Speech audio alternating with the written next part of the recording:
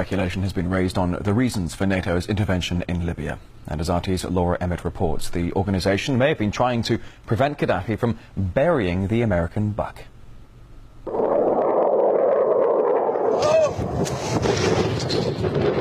According to some, it's about protecting civilians.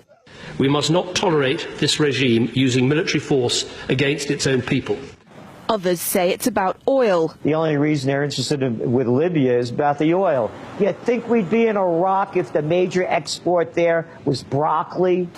But some are convinced intervention in Libya is all about currency, specifically Gaddafi's plan to introduce the gold dinar, a single African currency made from gold, a true sharing of the wealth. It's one of these things that you have to plan almost in secret, because as soon as you say you're going to change over from the dollar to something else, you're going to be targeted. There were two conferences on this.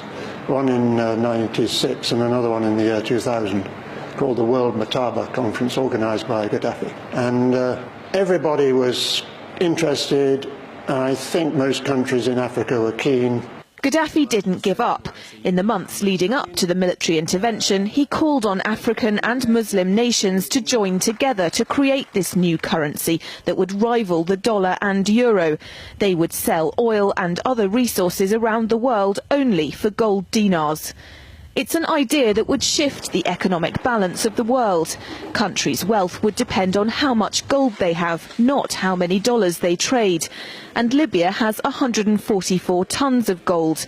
The UK has double that, but 10 times the population. If Gaddafi had an intent to try to reprice his oil or whatever else the country was selling in the global markets and accept something else as a currency, or maybe launch a gold dinar currency, any move such as that would certainly not be welcomed by the power elite today who are responsible for controlling the world's central banks. So yes, that would certainly be something that would cause his immediate dismissal and the need for other reasons to be brought forth for removing him from power. It's happened before.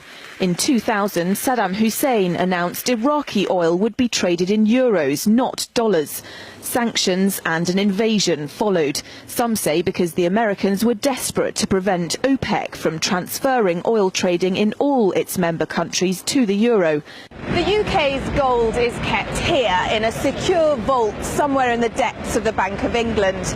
As in most developed countries, there's not enough to go around. But that's not the case in places like Libya and many of the Gulf states. A gold dinar would have given oil-rich African and Middle Eastern countries the power to turn around to their energy-hungry customers and say, sorry, the price has gone up and we want gold. Some say the US and its NATO allies literally couldn't afford to let that happen.